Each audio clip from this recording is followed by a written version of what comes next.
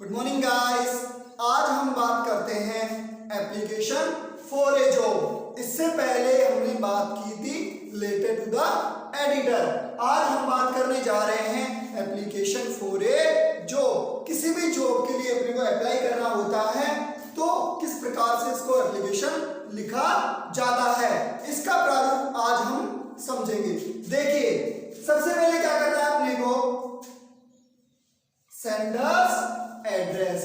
क्या करना है सबसे पहले, सेंडर्स एड्रेस। सेंडर्स एड्रेस का मतलब भेजने वाले का पता। तो सबसे पहले ऊपर ही ऊपर अपने को क्या लिखना है, सेंडर्स एड्रेस, भेजने वाले का पता। फिर इसके बाद में क्या करना है, एक लाइन छोड़नी है। फिर क्या करना है, डेट लिखनी है अपने को। क्या लिखनी है, डेट, दिनांक लिखनी है। और दिनांक वही लिखनी है जिस दिन अपने को ये एप्लीकेशन लिखना हो। इसके बाद क्या करना है, फिर से एक लाइन छोड़नी है।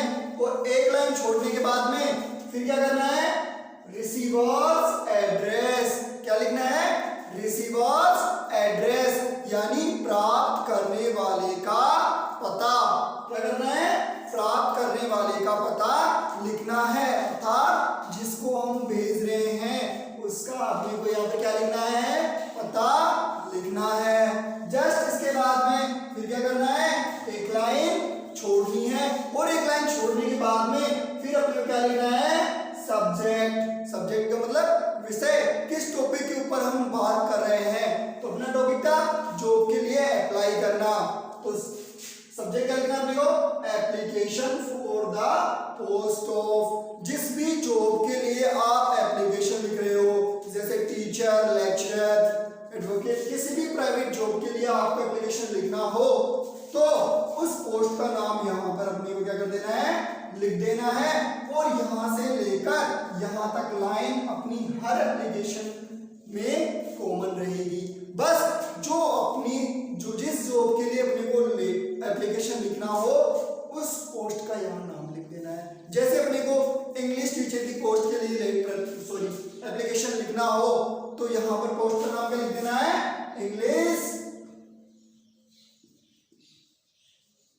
टीचर। क्या लिख देना है, इंग्लिश टीचर। जस्ट इसके बाद में फिर अपने क्या करना है, फिर से ऐसे लाइन लिखनी होगी आपको, एक लाइन छोड़नी है। फिर इसके बाद में क्या लिखना है अपने को, सैल्यूटेशन। ये तो अपने को पता है, तो लिखना ही होता है। सैल्यूटेशन का मतलब क्या होता है, संबोधन। क्या होता है, संबोधन। सैल्यूटेशन लिख दिया। फिर इसके बाद में अब देखो क्या लिखना है, फिर से with reference to your newspaper. ये जो लाइनें लिख रही है आपके सामने, ये सारी लाइनें अपने एप्लीकेशन फॉर ए जॉब में कॉमन होगी, इसलिए ध्यान से सुनना है। With reference to your newspaper, आपके न्यूज़पेपर के माध्यम से, रेफरेंस यानी माध्यम से, उसके थ्रू। फिर यहाँ क्या लिख देना है अपने को, अखबार का नाम। क्या लिखना है, अखबार का नाम। अपने को क्वेश्चन में अखबार का नाम दिया हुआ होगा, नहीं दिया हुआ है तो अपनी इच्छा से कोई सा भी नाम यहाँ पर पुट कर देना है। और फिर यहाँ पर दिनांक लिखनी है कि कौन सी दिनांक लिखनी है, यहाँ पर ये वाली दिनांक नहीं लिखनी है अपने को, यहाँ पर ये वो वाली दिनांक लिखनी है जिस दिन अखबार में उस पोस्ट के बारे में एडवर्टाइजमेंट आया हो, वो दिनांक लिख दी। For the post of, for the post of, और यहां पर लिख देना अपने को पोस्ट का नाम। क्या लिख देना है, पोस्ट का नाम। I apply for the same here, I apply for the same here. तो देखो इसका मतलब क्या होता है, विद रेफरेंस मतलब के माध्यम से के साथ, टू योर न्यूज़पेपर। जैसे अपने यहाँ न्यूज़पेपर का नाम ले लिया, दैनिक भास्कर, कुछ भी, तो आपके जो दैनिक भास्कर है उसके माध्यम से ऑन, यानी मान लो आज डेट कितनी है, 30 जुलाई, और ये एडवर्टाइजमेंट दिया था उन्होंने 26 जुलाई को, ठीक है। तो यहाँ पर डेट लिख दी है 26 जुलाई 2020। फॉर द पोस्ट ऑफ, उस पोस्ट के लिए, कौन सी पोस्ट, जैसे इंग्लिश टीचर, जैसे इंग्लिश टीचर। तो यहाँ पर लिख दिया आपने उस 26 जुलाई 2020 को आपके अखबार के माध्यम से इस पोस्ट के बारे में क्या किया था, विज्ञप्ति दी थी। तो I apply for the same year, मैं यहाँ उसके लिए क्या करना चाहता हूँ, अप्लाई करना चाहता हूँ, आवेदन करना चाहता हूँ। फिर इसके बाद में ये लाइनें बिल्कुल ही अपने हर एप्लीकेशन फॉर जॉब में कॉमन रहेगी लाइनें, इसलिए पहले कह रहा हूँ जो कुछ भी बता रहा हूँ उसको ध्यान से सुनना है। अगर ध्यान से सुनोगे तो एप्लीकेशन फॉर जॉब अपने आता है और उसमें 7 नंबर का, कितने नंबर का आता है, 7 नंबर का, गारंटी है 7 में से 7 आ गए। अगर अभी ध्यान से सुनोगे तो बिल्कुल ईजी है, बस एक बार समझना है ध्यान से। तो देखो अब क्या करते हैं, किसी भी चीज के लिए हम अप्लाई करते हैं ना अप्लाई, तो क्या पूछता है सामने वाला अपने को, क्वालिटी पूछता है अपने बारे में कि आपके अंदर क्या क्वालिटी है। अरे मान लो शॉप से अपन कुछ भी सामान खरीदते हैं तो क्या पूछते हैं सबसे पहले, डायरेक्ट खरीद के ले आते हैं क्या, नहीं ना, तो क्या करते हैं सबसे पहले इसकी क्वालिटी के बारे में पूछते हैं कि इसके वेरिफिकेशन क्या है, सारी चीजें वो पूछते हैं उससे। वैसे ही अपनी को टीचर के लिए अप्लाई करना है तो अपनी एबिलिटी तो बतानी है, अपने को बतानी है ना, तो वैसे ही इसमें अपनी एबिलिटी बतानी है। जैसे I am working hard, I am working, मैं कार्य कर रहा हूं, कैसा, कठिन, यानी मैं इसके लिए क्या कर रहा हूं, कठिन परिश्रम कर रहा हूं।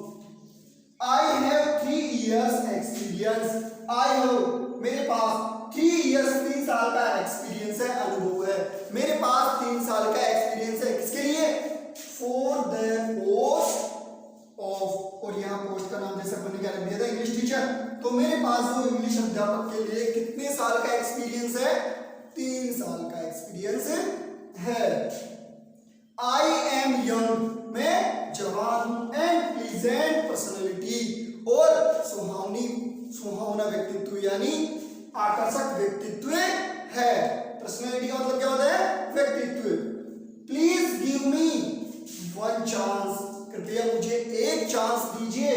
आई प्रॉमिस, मैं प्रॉमिस करता हूं, टू सर्व यू, आपको देने की क्या, माई बेस्ट एबिलिटी, मुझे एक चांस दीजिए, मैं आपको मेरी जो बेस्ट एबिलिटीज है, अच्छे से अच्छी योग्यता है, अच्छे से अच्छा करके आपको दूंगा। इसके बाद फिर क्या करना है अपने को, एक लाइन छोड़नी है और फिर क्या लिखना है, थैंक यू। जैसे कि आप सबको पता है एप्लीकेशन में लास्ट में क्या लिखते थे, थैंकिंग यू, वैसा का वैसा यहाँ लिखना है। फिर इसके बाद में योर्स फेथफुली, फिर क्या लिखना है, नाम और डेजिग्नेशन। डेजिग्नेशन का मतलब पद, एक बार फिर से वो कह रहा हूं, इसको ध्यान से समझना है। जो यहाँ मैंने लाइनें लिखी है सारी की सारी, वो सारी अपनी जो एप्लीकेशन फॉर ए जॉब वाला है उसमें सब में ये सारी लाइनें आएंगी, सिवाय जो अंडरलाइन कर रखी है नीचे मैंने, वहां पर अपने को लिखना है। तो देखो कितनी जगह कर रखा है अंडरलाइन, केवल 1 2 3 4 5 बस, और सेंडर्स और रिसीवर एड्रेस तो आपको लिखना है। तो करना कुछ नहीं है, बस एक बार इसको ढंग से समझना है। फिर इसके बाद में क्या करना है अपने को, एप्लीकेशन फॉर ए जॉब, बिल्कुल टेंशन नहीं, फॉर ए जॉब। इसके बाद में अब क्या लिखना है अपने को, रिज्यूम बनाना है, जिसे करिकुलम विट भी कहते हैं। तो आइए अब देखते हैं रिज्यूम कैसे बनाते हैं।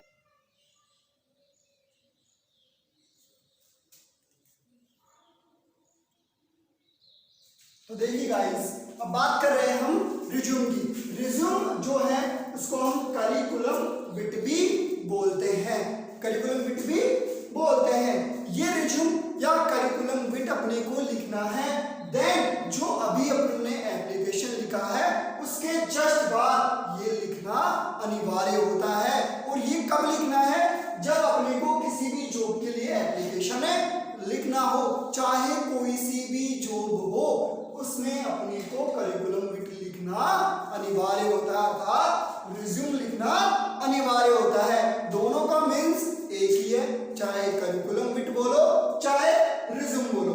तो देखो करिकुलम विट में क्या लिखना है, रिज्यूम में क्या लिखना है, अपने को अपना नाम लिखना है, अपने बारे में डिटेल्स लिखनी है। तो देखो सबसे पहले अपने क्या लिखना है, अपना नाम लिखना है।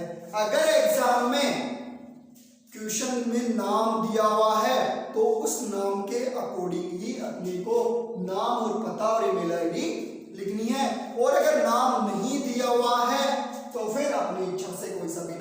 लिख सकते हो। तो देखो अपना नाम लिखना है, जैसे अपने नाम लिख दिया यहाँ पर महेश, क्या नाम लिख दिया है महेश। इसके जस्ट बाद अपने को लिखना है फादर्स नेम, क्या लिखना है फादर्स नेम। जैसे इसके फादर्स का नाम क्या था मोहनलाल, क्या नाम है इनके फादर्स का नाम मोहनलाल। जस्ट इसके बाद अपने को लिखना है एड्रेस, जैसे इसका एड्रेस मान लिया क्या है उदयपुरिया।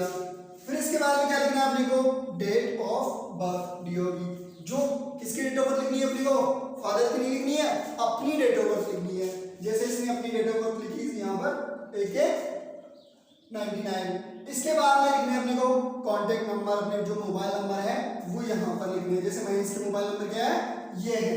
इसके बाद में हमें क्या लिखना है अपनी ईमेल आईडी लिखनी है, क्या लिखनी है अपनी ईमेल आईडी। जैसे महेश की ईमेल आईडी थी mahesh000@gmail.com।